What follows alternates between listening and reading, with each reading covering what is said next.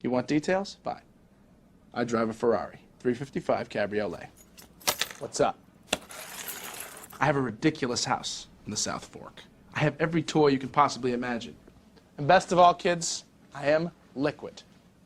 So, now you know what's possible. Let me tell you what's required. I know people like Kyle, lifeadvicerr@gmail.com. Kyle is currently moving on up, and he has a microphone issue, so he's not going to be able to chime in. So let's do this, lifeadvicerr@gmail.com. Let's do a Kyle-themed life advice coming up soon, all right? So we'll do, maybe I should do more of a bio on Kyle. Decent size, salt of the earth, would let you throw up in his car. He's not going to get mad at you. If you did it a second time, though, he might punch you. I really like Kyle a lot. So, and I'm not always the most trusting when it comes to this business. And I trust Kyle. So you should trust him too. We'll do some younger guys here. Although younger guys aren't afraid to ask me what I think about stuff. So I appreciate that. Okay. So let's get to it. I didn't want to do this, but now I'm kind of enjoying some of the follow-ups on previous life advice, especially if it's coming from somebody in the medical field. A dentist checked in about the girlfriend sharing a toothbrush. He says, big fan, love the pod. I'd like to provide an expert opinion on the email you received from a listener whose girlfriend has co-opted his toothbrush. Licensed dentist for the last 16 years. Listening to you read this email caused me to physically retch. Sharing a toothbrush is the most unhygienic thing you can do. Ryan, you made the comment where you like the transmission of periodontal disease to STDs. This is actually a fairly apt comparison. All right. So I think I was a tad. I didn't know. The bacteria that cause dental. I think he may have. Let me try to summarize what he's saying here. The bacteria that your mouth carries and periodontal diseases are transmissible, and these diseases are infectious. While there are health advantages to kissing in an intimate relationship, your personal oral flora and fauna are unique. All right. Trying to explain the delicate balance of the makeup bacteria in the mouth can get very complicated, and your listeners don't want an oral microbiology lesson. So I'll leave it at this. 1, don't share your toothbrush. 2, maybe instead of sharing the toothbrush, the girlfriend could share his toilet paper or deodorant, or how about they share contacts? Anything but the toothbrush. The mouth is a filthy place. Share it in moderation. Okay.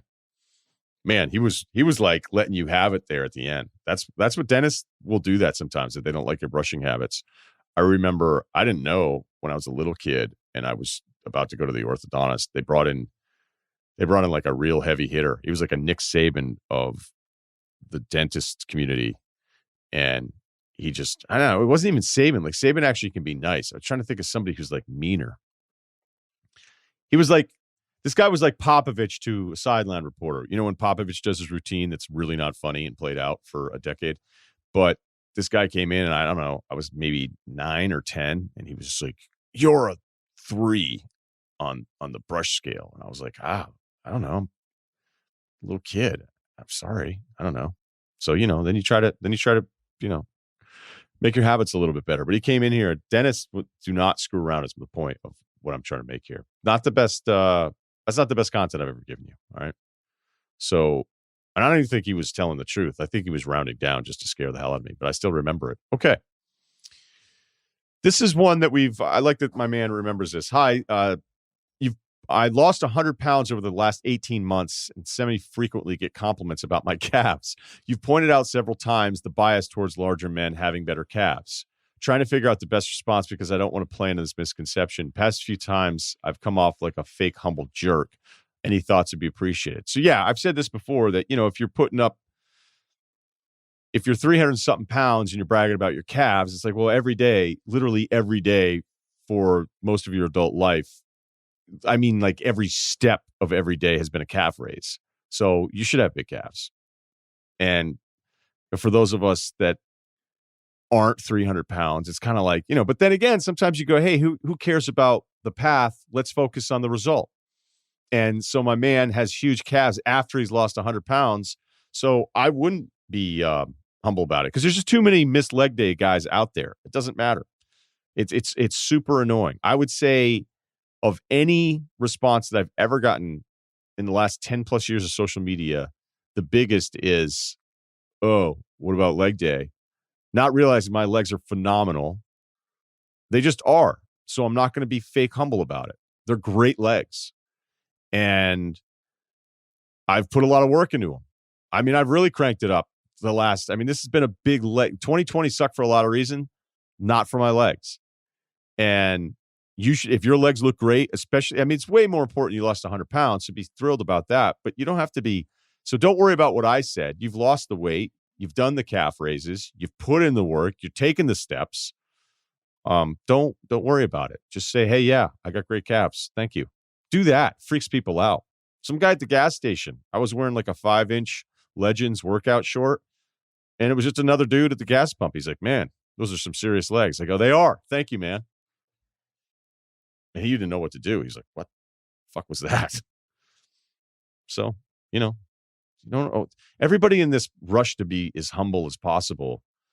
You don't want to be an arrogant jerk about it all the time.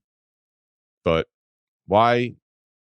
Sometimes it's funny. If somebody's like, hey, you have great calves. Like, I know. Thank you. Freaks people out, Sometimes if it's a girl, who knows? Could be an icebreaker for you. She probably wasn't expecting that. Oh, she told you, she likes your calves. Maybe you don't need that icebreaker. Okay. Hopefully that worked out. We got a couple others here. All right. Living in Denver. Shout out. Lived here 2 years, dating for the last year. I met some great girls and some not so great. All right. Really playing the field, bro.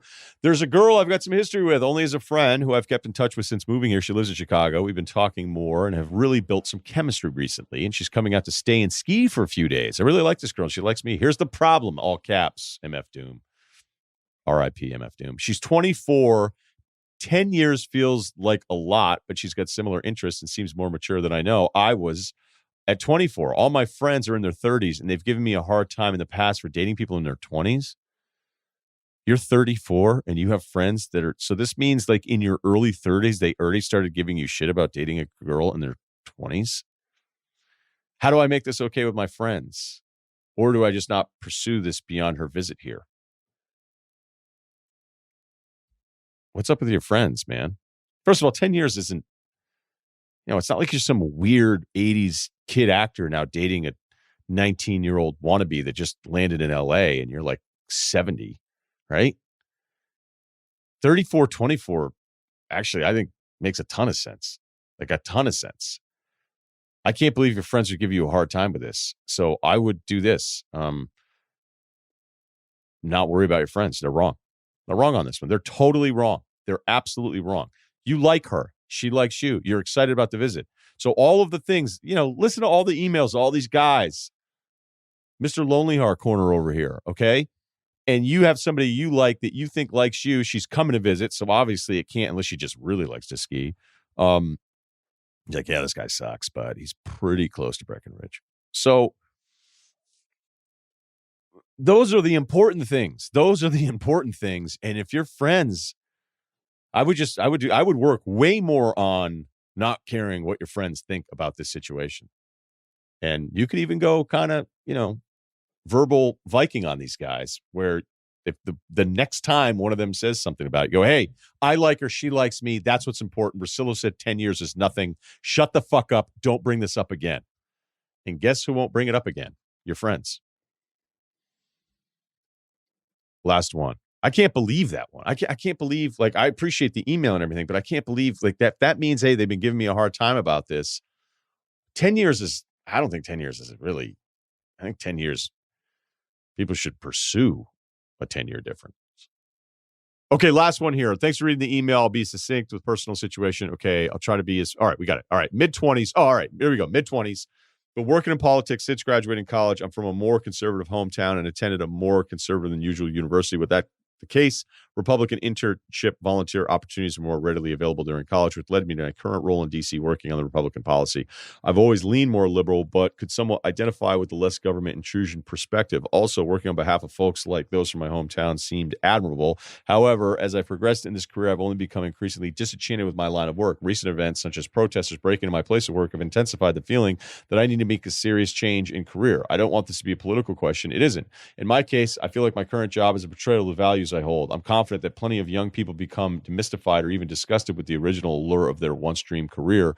My question to Ryen: regarding personal circumstances, essentially this: should I quit my job even though guarantee I'll quickly find a new one? The larger philosophical question is when standing on principle is worth it. I could end email there, but I'll continue with a few examples. Trial lawyers, despising clients, oil workers, deeply care about climate change. All right, so when does financial and career stability overtake one desire to maintain a particular life ethos? The last question, when does financial and career stability overtake one's desire? Usually, I would say standing on principle is a lot easier when you're older and you have money. All right. That's just the reality of it. So if you're in your mid 20s, and I can understand, with everything that's happened, not only last week with a bunch of people that apparently have way too much time on their hands or love reading certain Facebook posts, doing something as disgusting as what we saw last Wednesday, and you work in this, and this is something that this is where you actually work, needing a mental reset on what the hell am I doing here. That is not that hard to understand at all. So I totally get it. Now you're in your mid 20s, and this isn't even the pulling the curtain back of politics. Like, I don't know. Look, I personally, when it comes to the political stuff, I don't know how you can get super passionate about almost any of these people. I can understand being passionate about beliefs. I can understand being passionate about, this is where I think the country should go as opposed to this way. But I don't know. I just, it's hard for me to imagine being like, this is this politician I absolutely love, and I'm going to be all in on this person because they're never going to betray me. And then it's like, oh, wait. So I don't know what you expected when you got into politics. I would think if I were young and moved out to DC to work for the machine in some way, I would go into it expecting, even as a naive 20-something, I would go into it expecting, be like, this is going to be really weird when I see how the sausage is actually made. But that, as you point out, is not even specific to that industry. I think a lot of us, there are times in my career where I'm like, I can't believe this is how decisions are made. I can't believe this person is in charge of this group of people. Oh, wait, this person's a huge star. Wait, this is how it actually happened. And now, it's just accepted. I think a lot of these industries are the exact same way. So then it comes down to, do I say, all right, I'm just going to play the game to further my career, and I've accepted that morally? Maybe I feel not bankrupt, but not the exact same person. A lot of people could sit there and tell you how you should make all these decisions that apply to their morals and their beliefs, but it's really easy for the outside person to give you the advice about what you should do when you're the one that has to worry about your path and having a family and putting food on the table and all that kind of stuff. So to be principled in your mid-20s, it's admirable, but nobody's throwing a fucking parade for you, okay? So if you working in politics, and especially with how awful this whole thing has been for a few years now, if you're looking at it that way and going, I don't like this, I'm out, I get it. But if you still actually want to work in it and feel like there's this pressure because of recent events that you feel like you should take some stand, you don't like seeing behind the curtain, but you still want to work in it, I think the scary thing, I think a lot of people would just end up being like, all right, I'm going to find a way to just, okay, now I know what the deal is. Now I know what the rules are. And now that I know, I'm going to have different expectations for people and people around me. I'm going to have maybe different expectations about what I'm capable of accomplishing. But this is still the career path that I enjoy. And this is why I came out here in the first place. Obviously, you're pretty passionate about this stuff. If you in your early 20s started figuring out how to get linked up with all this. I also wonder too if there's a part of this because there's a Republican on his way out here, a Republican president, and you, even though you said you're more liberal because you had better opportunities for the Republican side of this, if you feel like there's some guilt there, I don't know if that plays into it as well.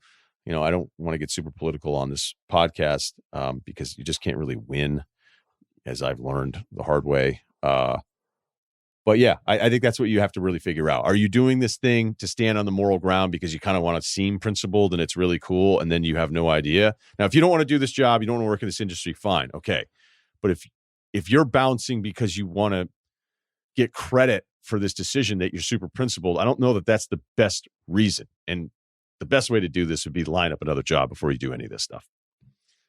lifeadvicerr@gmail.com. Okay, by the way, just a reminder for everybody, Bill Simmons and I are going to have a massive NBA podcast that we're going to drop probably late Tuesday night, early Wednesday. It's going to be huge, and we're really excited about it, kind of recapping where we're at a few weeks into the season.